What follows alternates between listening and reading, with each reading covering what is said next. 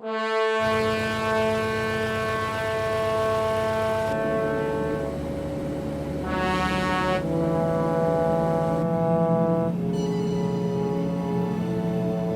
qué la gente cree en vos?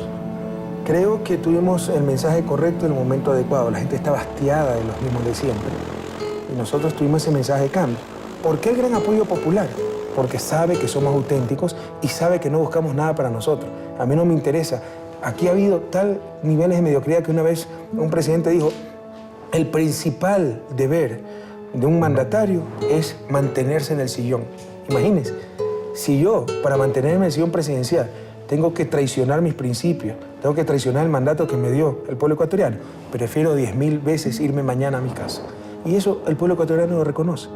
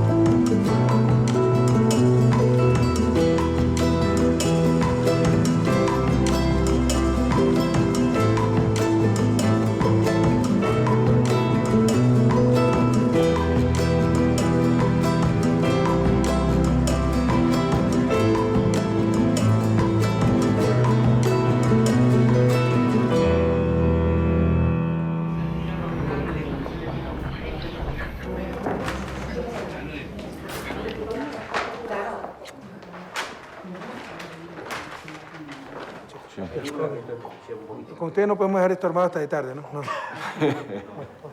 ¿Quieres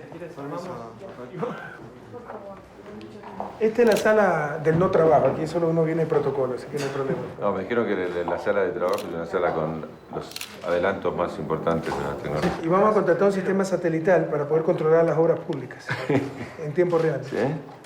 Si no, no avanza, olvídate. Bueno, estuvimos, no sé si te recordás, hace poco en la reunión de presidentes de Sudamérica. Y uno cuando miraba la mesa veía que ahora tenemos en América Latina un conjunto de presidentes que no son tradicionales. Tenés que tener un presidente campesino, un presidente obrero metalúrgico, un presidente obispo, que ya es como una... Pero eso me preocupa, creo que América Latina está retrocediendo a sus épocas más conservadoras. Ahora tenemos militares y curas en el poder, como siempre. No hemos avanzado después de 5 siglos. Se ríe el papá. Pero entre estas cuestiones, militares atípicos y curas atípicos. Y esa es la diferencia. Y te acuerdas que en una época eran todos abogados o eran todos militares. Ahí había 2 médicos, por ejemplo, lo cual no es poco. Pero también entre los no tradicionales... ¿Cuáles son médicos? ¿Tabaré y qué más? Tamaré y Bachelet, experiencia. Ah, claro, pues Michelle, claro. 2 mujeres presidentas. Sí. Bueno, con historias muy diversas y realmente hasta que se traten de compañeros, sí, hermanos. Un líder sindical en Brasil, un líder cocalero e indígena en Bolivia, un militar atípico, un obispo y hasta un economista en Ecuador, ¿qué es eso? Primer economista en la historia del país. Sí, y lo poco tradicional es no solo que vengas del mundo académico, te lo dice alguien que también viene del mundo académico, sino también vengas de una familia modesta, digamos. uno imagina otras épocas de América Latina con militares o abogados, o uno imagina presidentes que hacen una carrera política en un partido político. Vos no lo hiciste. ¿Cómo es eso de llegar a la presidencia a través de otro camino? Yo sabía que tarde o temprano iba a ser algo. Entonces y además que siempre desde la sociedad civil activé, o sea, quería hacer presencia en la vida del país, ya sea como académico, con mis escritos, o en un momento dado con la resistencia civil, como pasó contra el gobierno de Gutiérrez, con los forajidos. Yo estuve en las calles, estuve a 100 metros del Palacio de Gobierno, nos llenaron de gases lacrimógenos, a pocos metros míos cayó el periodista García, que falleció. Pero eso implicó un alejamiento de esas, si tú quieres, corrientes de poder, y como que si estuve al lado de ese camino. Mira, yo siempre tuve inclinación hacia la política. Desde el colegio siempre era presidente de curso, presidente de los estudiantes, en la universidad. Incluso en la universidad fui presidente de todas las universidades particulares del Ecuador. Y se vislumbraba una meteórica carrera política. Cuando estaba acabando la universidad tuve muchas propuestas ya para participar como legislador o a gobiernos seccionales, pero yo sí veía la mediocridad de nuestra clase política y dije, tengo que prepararme primero.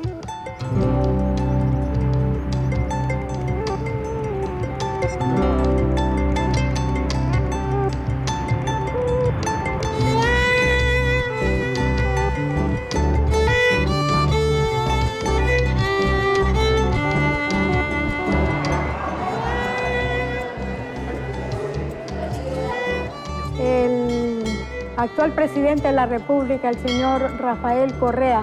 Él estudió aquí, la foto de él, aquí la tiene.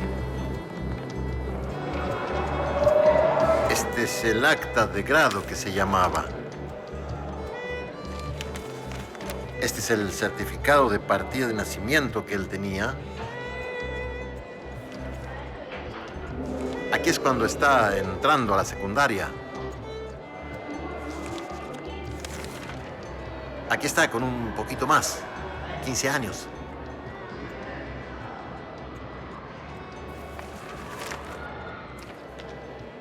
Ya está en el penúltimo año de la secundaria cuando él comienza a involucrarse en aspectos de servicio a la comunidad. Hay ciertas materias que las descuida un poco. Yo he podido comprobar que a partir del cuarto año, por consiguiente, cuando el jovencito estaba en los 15 años hasta los 17 y medio, 18, él comienza a distinguir, a menguar en calificaciones. Pero es que era obvio, estaba ocupando más tiempo en aspectos de carácter social, se vinculó con aspectos de servicio a la comunidad, en retiros, igualmente en Boy Scouts, y todo ese tipo de actividad que conlleva otros tiempos.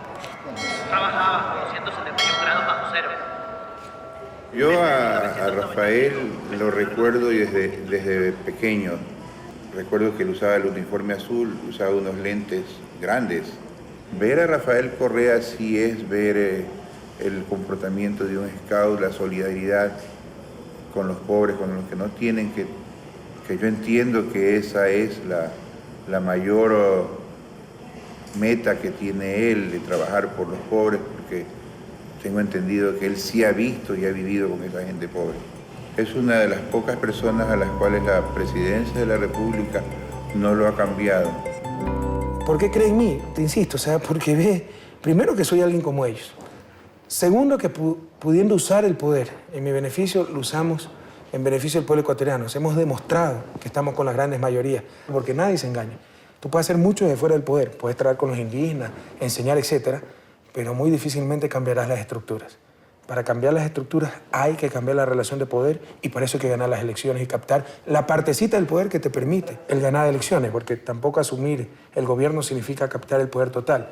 Siguen los poderes omnímodos de la banca, de las cámaras de producción, de los medios de comunicación, que son los guardianes del status quo, pero de ahí puedes ir construyendo.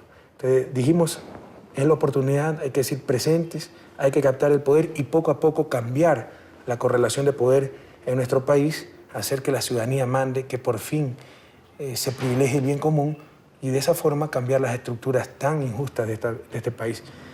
Bueno, hay gente que dice que me preparé toda la vida para eso, o de chico tuvo algún sueño, o tuvo en el horizonte, dijo, bueno, voy a ser presidente, me gustaría... ¿Es tu caso? Sí, yo no te voy a mentir, o sea, yo no, créeme que no tengo ambiciones, nada busco para mí. Yo soy católico practicante, creo que donde está tu tesoro está tu corazón. Mi tesoro no está en el poder, está en el servicio. Pero no me engaño, para cambiar este país se necesita el poder, pero como instrumento de servicio, no como instrumento para servirte a los demás. Y de chiquito yo soñaba ser presidente de la República. Pregúntale a mi madre que se reía a los 7, 8 años, mami, yo voy a ser presidente de la República, ¿no? Pero creo que 80% de los chicos dicen lo mismo, ¿no? Sin embargo, en mí sí había una inclinación para el servicio público y para la vida política.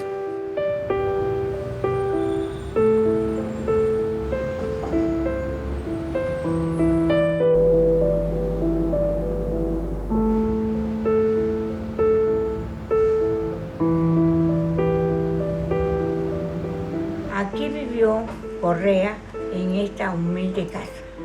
Rafael, de chiquito, era, como todos niños, pues cariñoso, le gustaba jugar, pero le gustaba desde chico, como que investigaba, muy preguntón. Le gustaba mandar mucho a sus hermanos y nunca han sido, digamos, ingratos. Él cuando viene aquí última vez me mandó a decir con un chiquito que me asome. Entonces ya me asomé, yo como tenía una bandera con el retrato de una verde, yo le sacaba y me tiraba 3 besos volados y que dice, yo le digo, aguántate que algún día te voy a ir a molestar. Algún día voy, le dije.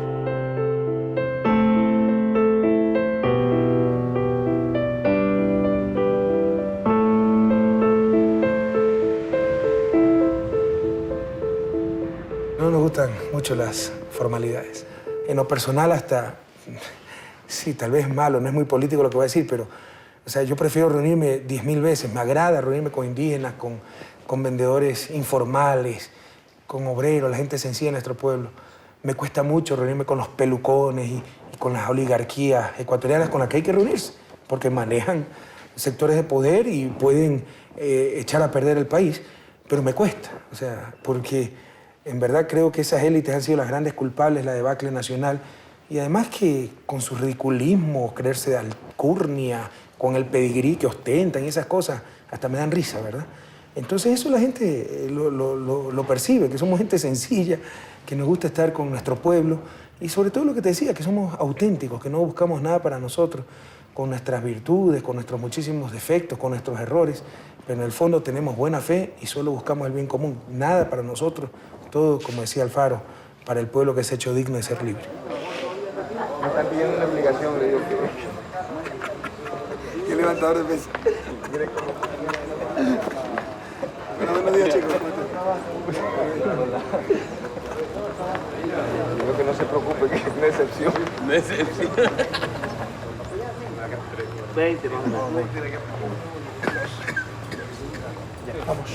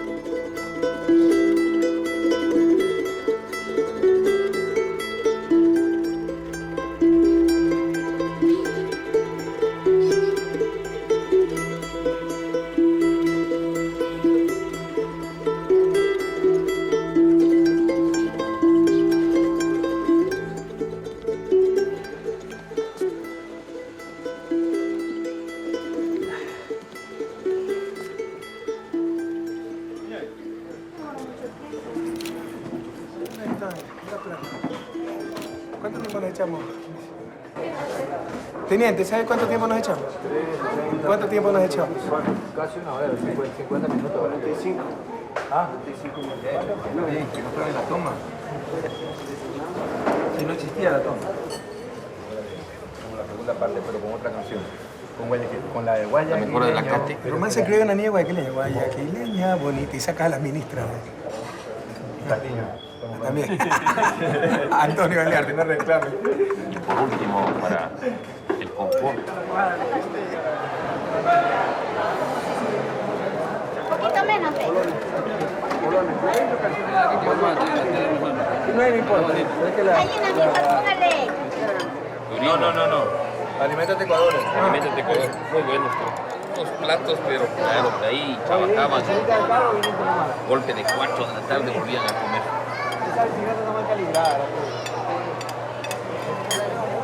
Claro. ¿Tienes ahí, señor? Gracias, señor. Para un acto de hidrógeno, Rafael. Ya está todo, ¿no? Cancelado. Ya está todo, Cuando vemos que un presidente viene a una provincia como Sucumbíos y a una ciudad como Nueva Loja y viene a un mercado es porque está con el pueblo. Cuando venían los otros, solo llegan a la tarima respaldados por 100, 200 guardaespaldas y cogen el vuelo y se van enseguida. Es por eso que le digo.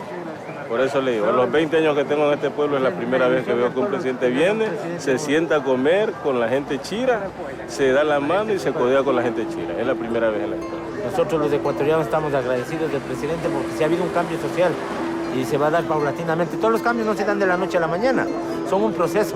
Falta mucho por hacer, porque no todo depende de un presidente, de su equipo de ministros, de las altas autoridades del gobierno. Hay una burocracia anquilosada que no tiene sentido de la urgencia, hay estructuras caducas, leyes que están hechas para que no hagas nada, pero poco a poco vamos superando esos obstáculos.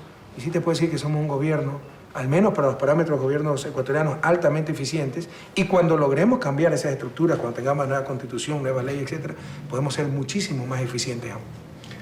Y tuviste una característica bien particular, que tuviste como dos momentos distintos de Asunción como presidente. Uno compartiendo con Evo y con Chávez un acto de contenido de los pueblos originarios y después la Asunción formal.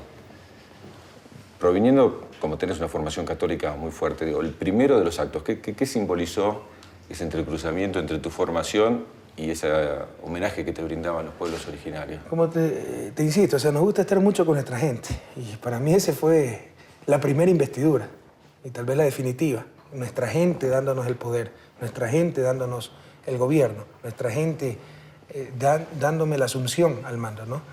Y lo organizó eso la prefectura de Cotopaxi, donde yo viví, en Zumbagua, que el prefecto es indígena y fue mi alumno en Zumbagua. Entonces estaba lleno de indígenas de todas las partes del país, pero también montubios, afroecuatorianos y ciudadanos comunes y corrientes. Entonces para mí fue un acto de profunda trascendencia. Ellos me invitaron a Evo y a Hugo y con todo gusto aceptaron participar. Entonces ellos escogieron quiénes iban, ellos organizaron toda la ceremonia. Entonces para mí fue un acto de profunda trascendencia, te insisto, y probablemente la primera y definitiva asunción al mando. Con ansiedad, las personas esperan la llegada de su presidente. Es que hoy se entregue el poder al mandatario. Hoy se entregue el bastón de mando, como ancestralmente se lo hacía. Hoy, aquí en Zumbagua, se entregue ese poder a Rafael Correa. Con una camisa blanca bordada, hace su ingreso a la plaza de Zumbagua el presidente Rafael Correa. Pues van a proceder estos momentos a la limpia al presidente Correa y se complementa con los tres principios básicos de la cosmovisión andina del mundo quichua: Amayuya, Amashua, Amaquilla. Vemos pues como en este momento colocan las cintas que se orientan hacia los 4 puntos cardinales. Los yachaks están ya en pleno ritual de limpieza al presidente Correa. Este ritual simboliza pues la entrega de la energía positiva. Este es un momento histórico realmente para la comunidad Zumbagua, en la que se han dado cita los mandatarios latinoamericanos para llevar adelante este acto especial en que los pueblos indígenas del Ecuador están entregando la buena energía para que el presidente Rafael Correa pueda ejercer su mandato como los ecuatorianos queremos, como los ecuatorianos esperamos.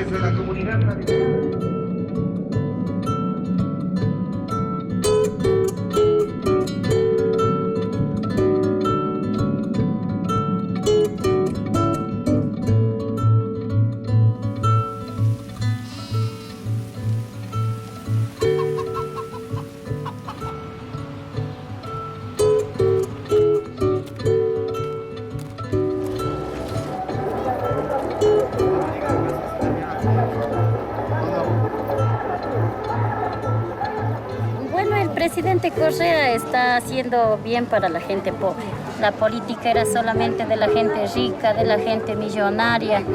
Más antes no había gente como sentía por la gente pobre verdaderamente. Y los millonarios así le quieren tumbar, le quieren aplastar como siempre lo han venido haciendo. Como son dueños del poder, ellos hacen lo que ellos tienen la gana. Entonces el Correa no puede tampoco hacer nada. Si ellos quieren con esto afectarle al Correa para que la gente vuelvan y digan el presidente está subiendo las cosas. Entonces, ¿qué hacen? La gente va contra el presidente. Eso quieren hacer los mismos de siempre, los ricos.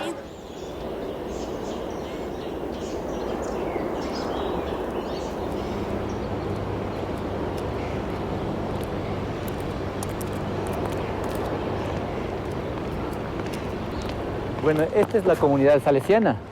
Aquí vivía el compañero presidente de la República, porque en esa temporada era compañero, vivíamos, caminábamos juntos, con los educadores nos daba clase, entonces esto fue la casa que él vivió, pero ahora ya está pintado, ya está un poco modernizado, también el patio era de tierra, entonces él vivía con los padres salesianos de Sumbawa. Es una persona muy inteligente, escucha a la gente y creo que todo cambio necesita intranquilidad a la gente, nos incomoda. Espero que estos cambios que él está proponiendo, y estoy seguro que va a ser en beneficio. Estos cambios no va a dar de un año a 2 días, digamos 2 años, 3 años, sino ni en el periodo de él. Los cambios veremos después del periodo de él. Entonces, pero el fruto del trabajo está haciendo y esperemos que haga, pensando en la población pobre, ¿no? No solamente los indígenas somos pobres, también hay pobres mestizos también. Ese fue el principal desafío, hemos avanzado muchísimo en eso. Pero todavía falta avanzar. Este fue un país que se despojó, destruyó su soberanía. Aquí mandaban más los burócratas del Fondo Monetario Internacional que nuestra gente. No te imaginas a qué grado de entreguismo llegamos. La autonomía del Banco Central, autónomos con respecto a nosotros, pero totalmente dependientes de Washington, a tal punto que el Fondo Monetario tenía su oficina en el Banco Central del Ecuador. Si hubiera pedido una oficina, como ministro de Economía, probablemente me cobraban arriendo. Bueno, le daban la oficina sin cobrarle nada. Es decir, eran los mandamases en este país. Entonces fue recuperar esa soberanía. Y recuperando la soberanía podemos ser dueños de nuestro destino y ahí sí podemos atender a los más pobres, acabar con la inequidad, etc. Entonces en eso hemos avanzado mucho y por supuesto, concomitantemente, tenemos que luchar por el cambio de ese sistema económico que tiene mucho que ver también con la recuperación de la soberanía y por una mucho mayor justicia social. América Latina no es el continente más pobre, es seguramente el más desigual. Y esto uno lo ve acá en Ecuador. ¿Qué es una política económica o son políticas sociales? Mira, no se puede entender, una buena política económica no se puede entender sin una buena política social y viceversa. El economista que solo te hace números, ¿por qué crees que ha fracasado rotundamente las políticas públicas en América Latina y las políticas económicas en las últimas décadas? Porque ha estado en manos de tecnócratas que solo entienden de números y ni eso lo hacen bien. Se elevó a ciertos economistas ortodoxos al grado de sumo sacerdote y sin que tengan la visión integral. Esto tiene que estar en manos de políticos con esa visión integral. La economía es una partecita. No se puede entender una buena política económica sin una buena política social. Entre otras cosas, por ejemplo, en el siglo XXI ya los factores de producción no es que son el que tiene más trabajo, el que tiene más recursos naturales, el que tiene más capital es el que más se desarrolla y crece, ¿no? Eso fue en el siglo XIX tal vez. Hoy es el que tiene más talento humano, el que tiene más cohesión social para tener un proyecto común, un proyecto nacional donde todos empujemos en el mismo sentido. Entonces te insisto, no se puede entender esa política económica sin una buena política social que dé esa cohesión social, que nos haga sentir a todos partícipes de ese progreso y de los beneficios de esa política económica, si no, esas políticas económicas son insostenibles en el mediano y largo plazo. Así de sencillo. Endureceremos leyes que impidan la corrupción, como la ley de enriquecimiento ilícito, y se las extenderá al sector privado, que también deberá justificar de dónde proviene su riqueza. Para esa lucha contra la corrupción hemos buscado y seguimos buscando los mejores hombres y mujeres que con manos limpias, mentes lúcidas y corazones ardientes por la patria dirijan las diferentes instituciones del Estado. Por lo que jamás olvidaremos los crímenes de los banqueros corruptos que nos quebraron.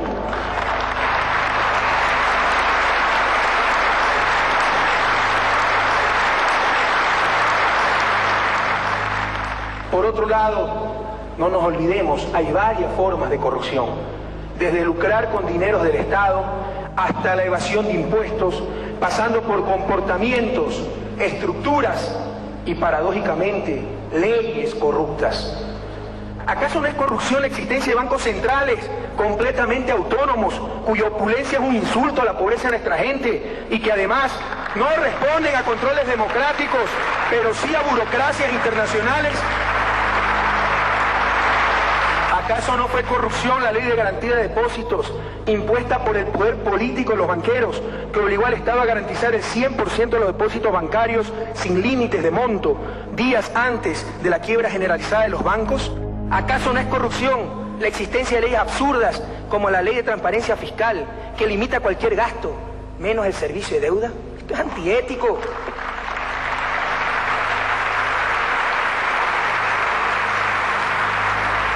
Sepan ustedes, compañeros presidentes, que si yo quiero reformar la educación, y cualquier reforma a la educación en este país empieza por pagarle más decentemente a los maestros, estoy rompiendo la ley. Si quiero dar medicina gratuita, estoy rompiendo la ley. El único gasto que no está limitado en este país es el servicio de la deuda externa. Eso también es corrupción.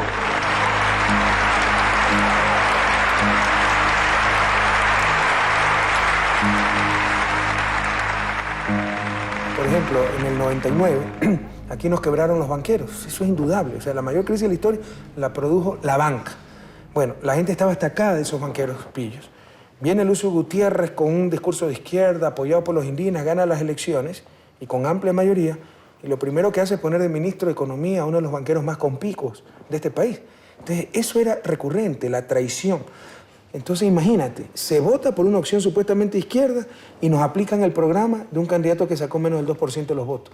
Y eso ha sido recurrente en la historia ecuatoriana. Entonces, por primera vez, tal vez en los últimos 30 años de democracia, probablemente con la excepción de Jaime Roldós, gana un proyecto político donde un candidato dijo lo que iba a hacer, por eso votó el pueblo ecuatoriano y está haciendo exactamente lo que dijo. Es cierto que ha habido mucho discurso y me ha pasado, me ha tocado contactar gente que en la coincidíamos totalmente con ideas y ya en el momento donde queman las papas, ¿no? Donde las papas queman, como decimos en Ecuador, han sido una total decepción porque falta de pragmatismo, de ejecutividad, etc. Pero nosotros somos muy claros en nuestros principios, pero también muy pragmáticos y muy objetivos. Y no hay contradicción en eso. Tú puedes ser un gran idealista, pero con los pies bien puestos sobre las tierras. Y nosotros tenemos los pies bien puestos sobre esta tierra. Y creo que hemos mejorado mucho en índice de eficiencia. Te puedo decir, por ejemplo, probablemente llegaremos este año al 80% de la ejecución del presupuesto en inversiones del gobierno central. Años anteriores se llegaba al 30%. O sea, esos son los grandes cambios que están pasando en el país. Entonces, no hay contradicción en eso. Y como tú has dicho, somos obsesivos con la eficiencia, con la seriedad, si se dice algo hay que cumplirlo. Para eso hemos diseñado importantes sistemas de control de gestión, de información, etc. Falta mucho por hacer.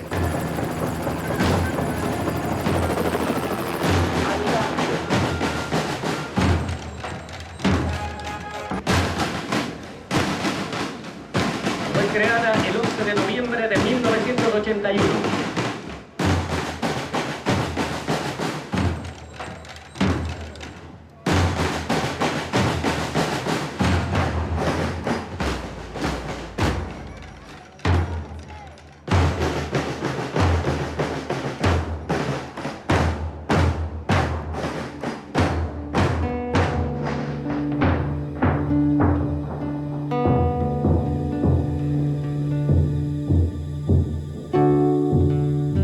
Nos recibió con inmenso cariño el lago Agrio, muchísimas gracias. Luego presenciamos el desfile, muy bien organizados, demoró 1 hora exacta, porque hay desfiles que, Dios mío, que duran 5 o 6 horas. Pobres chicos, ¿no? Todo ese tiempo parado, no hay derecho. Entonces tenemos que dosificar el tiempo de los desfiles. También se le ha dicho a los directores de educación que las banderas, como hay que ponerse de pie por respeto a las banderas, que las banderas pasen, de todos los colegios participantes pasen un bloque al inicio y se para una sola vez para saludar a la bandera. No que pasan con cada colegio, uno tiene que pararse 30 veces. Porque ya no haya bandas de guerra. ¿Qué sentido tiene que haya bandas de guerra en colegio? Que haya bandas de paz, bandas de alegría, que en vez de tocar himnos marciales, toquen música nacional, toquen música juvenil, toquen música alegre, compañeros. Cambiemos todos esos códigos.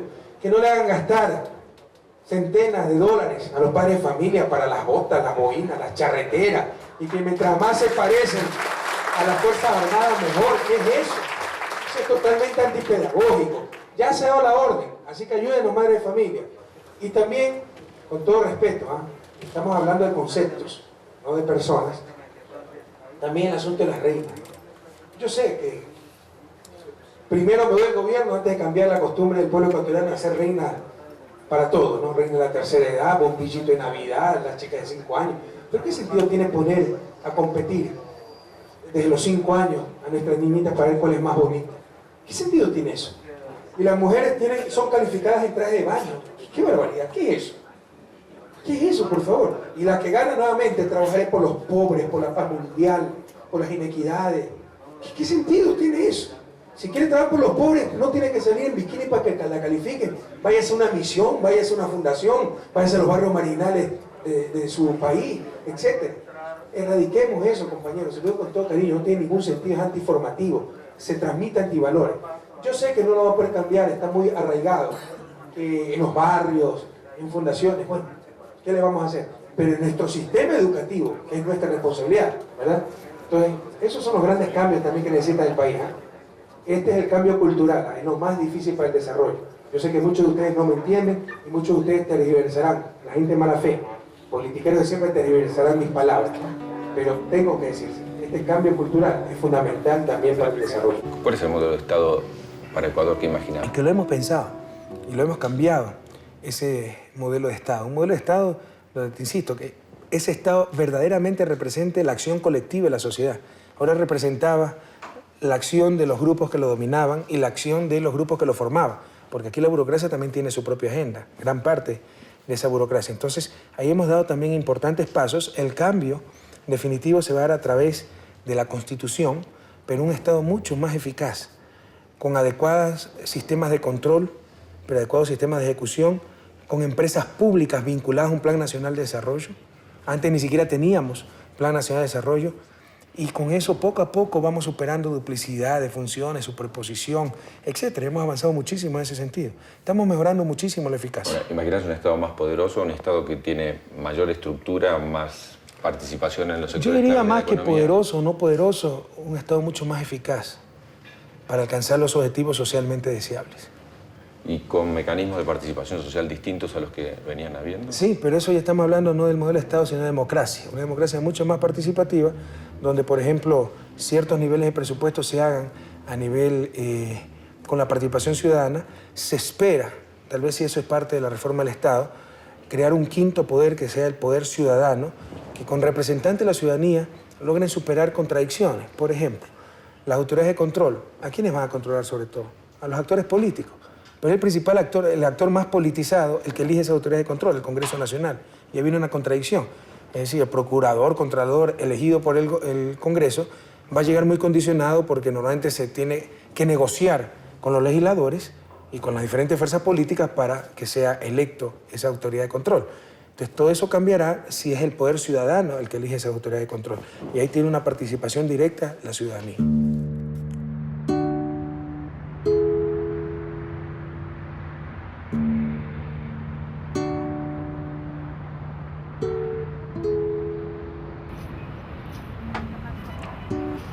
Aquí la política es que siempre va el dinero para los de arriba y el trabajo es para los de abajo. Siempre, por más que los gobiernos, por ejemplo, tengan buenas intenciones de hacer algo por el pueblo, no pueden porque siempre la oligarquía les oprimen. No.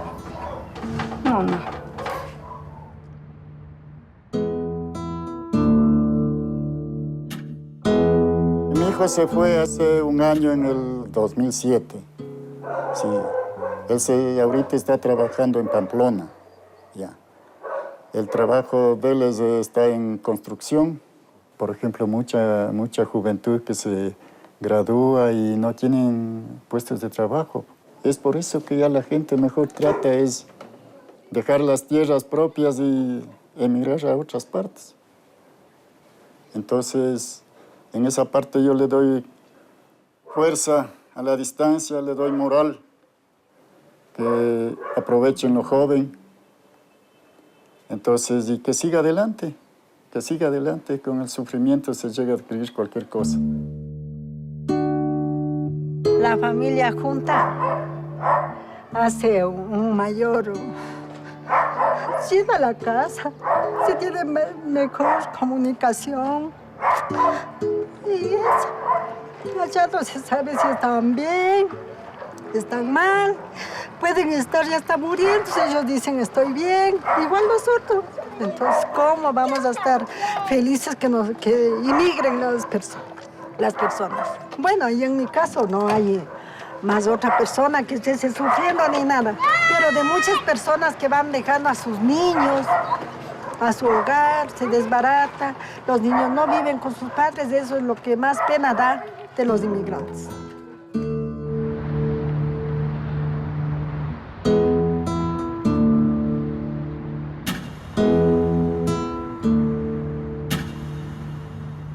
Vos hablaste en varios discursos, ¿no?, de una época de cambio en América Latina, sino un cambio de época. Así es. ¿Cuál es la esencia del cambio de época? Pero tú viste en los 90 cómo el desastre que fue América Latina por la aplicación de las políticas del consenso de Washington, y para que tú veas el grado de decadencia al que llegó América Latina, seguimos las políticas del consenso de Washington, consenso donde ni siquiera participamos.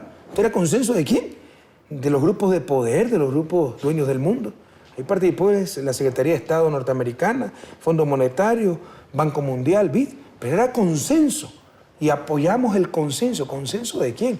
Aunque sea con el estructuralismo y la escuela cepalista, era algo creado por nosotros mismos, o enriquecido por nosotros mismos, porque la idea originaria datan del siglo XIX, industria infantil, etc.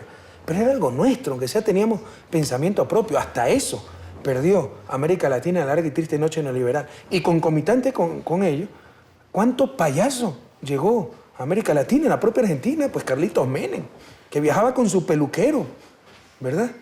El Collor de Mello en Brasil, Fujimori en Perú, el gordito Endara en Panamá. O sea, ¿te imaginas el nivel de postración, incluso a nivel de liderazgo en el que cayó América Latina? ¿Y qué vemos en el siglo XXI? Que todos esos gobiernos entreguistas, títeres, se derrumban como castillo de naipes y llegan gobiernos progresistas con una visión histórica, buscadores de la integración latinoamericana y sobre todo con un gran capital político, altamente populares. ¿Por qué? Porque los pueblos latinoamericanos reconocen en ellos autenticidad, que realmente están con las causas populares, que ya no son los traidores de siempre. Ahora, Ese es el cambio de época. Sí, pero muchos dicen que eso depende de la nueva situación económica internacional que nos favorece por los commodities y el precio de las materias primas. Otros dicen que depende esto, o por lo menos está producido porque Estados Unidos mira para otro lado y descuidó su patio trasero. Están los que dicen que esto es parte del movimiento popular y de la maduración. ¿Cuál es tu? Yo creo que es un despertar de los pueblos latinoamericanos, pero por supuesto que ha habido factores contribuyentes a ese despertar. O sea, yo creo que Bush ha sido de los grandes electores en América Latina, ¿no?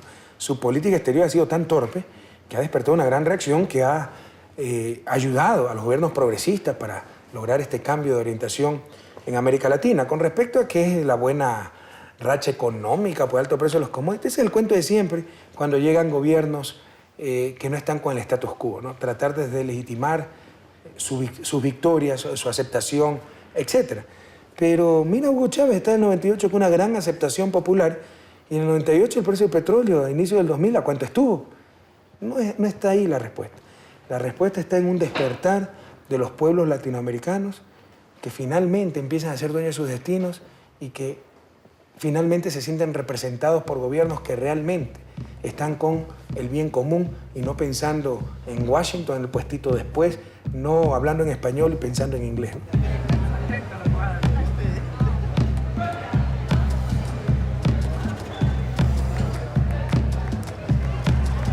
Así salió el comercio, compañeros. Claro, árabe. Así salió el comercio.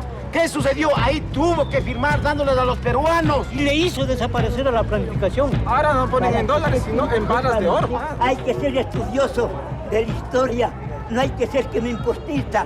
No como otros dicen, eso no me importa, yo soy zapatero y con mi oficio me gano la plata. No, señor. Tenemos que ver por la patria nueva. Si ustedes, carajo, se callan con la boca callada, no protestan, no levantan los puños, reclamando no precisamente rodillas, sino con el puño en alto, levantado a estos delincuentes, bandidos, sinvergüenzas que han gobernado el país. ¡Viva la patria, señores! ¡Viva el pueblo ecuatoriano!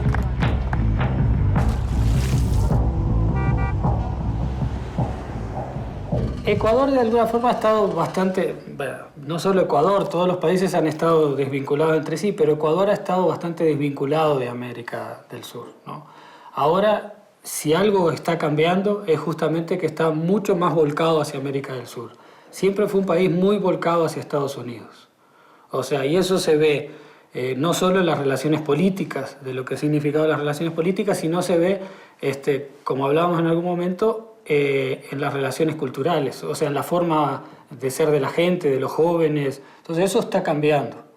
Está cambiando por el tipo de gobierno que hay, está cambiando porque la región sí está hablando por lo menos de integración, si bien todavía algunas cosas son escaramuzas, otras son a pequeños comienzos, sí está, y eso le influye a Ecuador. Y el gobierno que tiene, obviamente, que va hacia esa integración. Hay una mirada hacia América del Sur como nunca había existido. Mira, el gran desafío es que esa integración dé frutos concretos y rápido, porque si no, pues se deslegitimará. Por eso mi preocupación con ese estatuto de UNASUR, donde está dominado por la burocracia. Yo creo que eso no va a ningún lado si no hacemos cambios profundos en ese estatuto. O sea, nos dejamos impresionar en fútbol, utilizando términos futbolísticos, anticipar por la burocracia, ¿no? Entonces, de nuevo se nos enquistó ahí la burocracia. Y si no somos eficaces en esa integración, para la retórica bajar hechos concretos, nuestros pueblos se pueden rebelar frente a esa integración, ¿no? Creo que esa integración debe enfrentar los problemas comunes y dar respuestas rápidas a esos problemas que incidan concreta, claramente, en la vida cotidiana de nuestra gente, que mejore ese nivel de bienestar, esa vida cotidiana, si no, fracasará la integración. Y esto del socialismo del siglo XXI, que está planteado en el discurso, en el debate, ¿cuál es la esencia del pensamiento? Bueno, una esencia muy clara. Aprendiendo de los errores del socialismo real. Así es, pero coincidiendo con ciertos aciertos. Por ejemplo, supremacía del trabajo humano sobre el capital. Una de las grandes víctimas de la larga y triste noche neoliberal fue el trabajo humano. Bajo eufemismo como flexibilización laboral, lo que se hizo fue romperles el alma a nuestros trabajadores. Aquí, cuando yo llegué al gobierno, se supone que el contrato por horas era diseñado para temporadas pico. Por ejemplo, una juguetería en época de Navidad te contrataba 3 semanas de 6 a 10 de la noche estudiantes universitarios. Esa era la filosofía del contrato por hora. Cuando yo llegué al gobierno, el reglamento que había hecho el gobierno de Lucio Gutiérrez para el contrato por hora decía que se podía tener hasta 75% de los empleados contratados por hora y de forma permanente. ¿Te imaginas eso? El trabajo humano no es un medio más de producción, es el fin mismo de la producción. No es que el trabajo humano debe estar en función de la necesidad de acumulación de capital. El capital y todos los demás factores de producción deben estar en función del trabajo humano y del ser humano. Una primera coincidencia. Segunda coincidencia, la búsqueda de esa justicia social, que debe ser un clamor impostergable en, como tú has mencionado, la región más inequitativa del mundo. Debe ser un eje transversal para todas las políticas públicas. ¿Qué hizo el neoliberalismo? En todas las políticas públicas exacerbaba esa desigualdad y lo pasaban como, bueno, la competencia, la ley del más fuerte, sálvese quien pueda. Absurdos que destrozaron, como te decía hace un momento, la cohesión social, que es una de las principales fuentes de ingobernabilidad en América Latina. Entonces, en todo eso coincidimos con los postulados del socialismo tradicional. ¿En qué nos diferenciamos? Que en el siglo XXI, pues, las armas son los votos y los ejércitos los ciudadanos. Entonces, el materialismo dialéctico, el cambio violento, la lucha de clases, etcétera, ya no puede ser más aceptado. Hoy el socialismo del siglo XXI está presentando nuevas concepciones de desarrollo. Por ejemplo, en nuestra concepción de desarrollo buscamos el buen vivir, el summa causa de nuestros pueblos ancestrales, que no es vivir cada día mejor que quién, que nuestros padres, que nuestros vecinos, sino vivir bien, en función de nuestros principios, nuestros valores. Entonces, también el socialismo del siglo XXI está ensayando nuevas nociones de desarrollo que se diferencian grandemente de lo que siempre presentó el socialismo clásico y obviamente el capitalismo.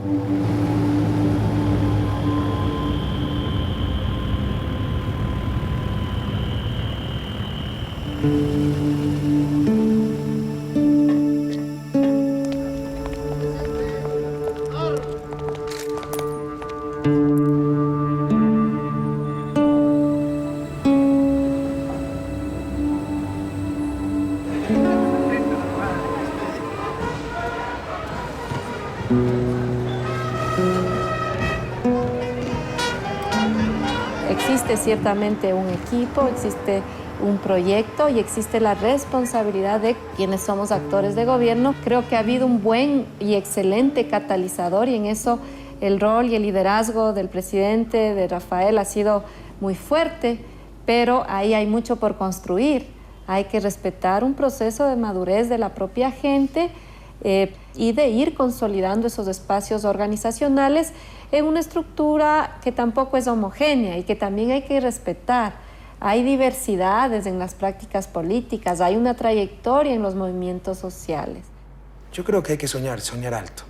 Nosotros no nos limitamos a los cánones, a los códigos que nos imponen las estructuras actuales, es hacer el juego de esas estructuras.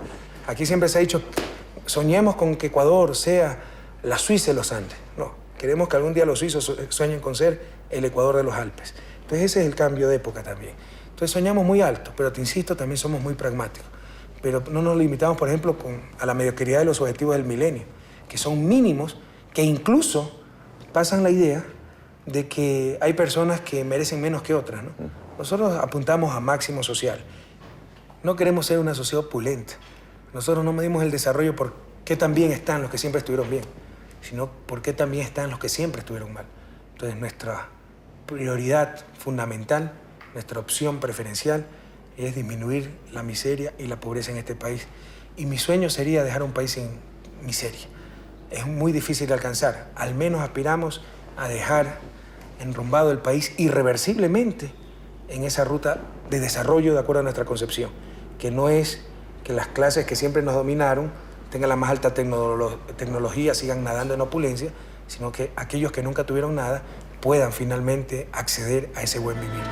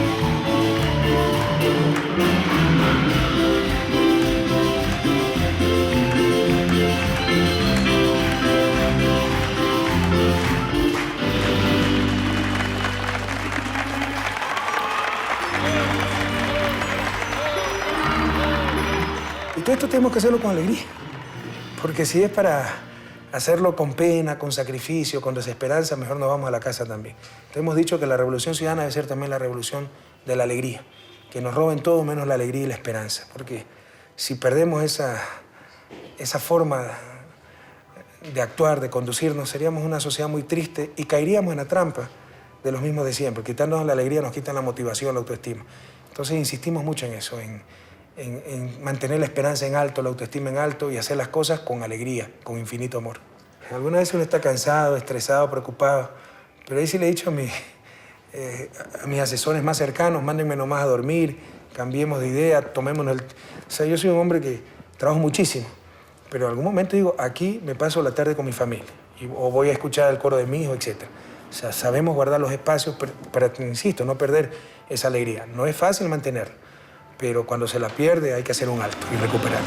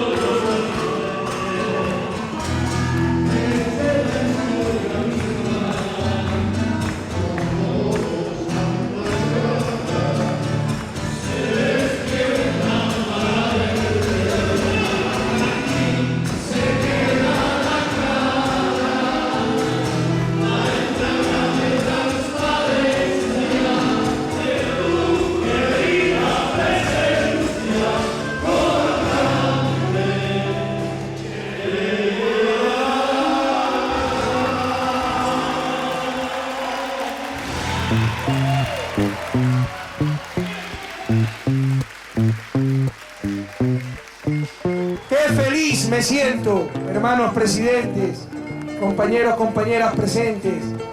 Qué feliz me siento. La historia cambió. No estamos hablando de reformitas, no estamos hablando de hacer menos mal lo mismo que se ha venido haciendo. Como lo dijimos en su momento, la patria vuelve, vuelve para todos, vuelve para los indígenas, vuelve para los migrantes, vuelve para los pobres, vuelve para los excluidos.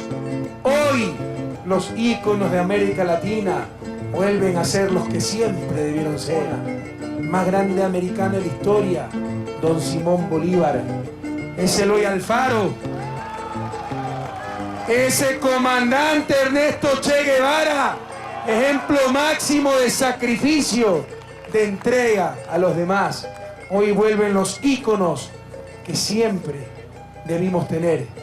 Y como un milagro, se han derrumbado los gobiernos serviles, las democracias de plastilina, el modelo neoliberal. Y ha empezado a surgir esa América Latina altiva, digna, soberana, justa, socialista del siglo XXI, compañeros. Porque lo que vivimos no es una época de cambios, es un cambio de época. El servilismo, el entreguismo están siendo tirados, no por Evo, no por Hugo, no por Néstor Kirchner, no por Rafael Correa. Están siendo tirados por los pueblos de América Latina, donde siempre debieron estar, al basurero de la historia. No más servilismos. Hagamos una verdadera revolución democrática, constitucional, pero revolución.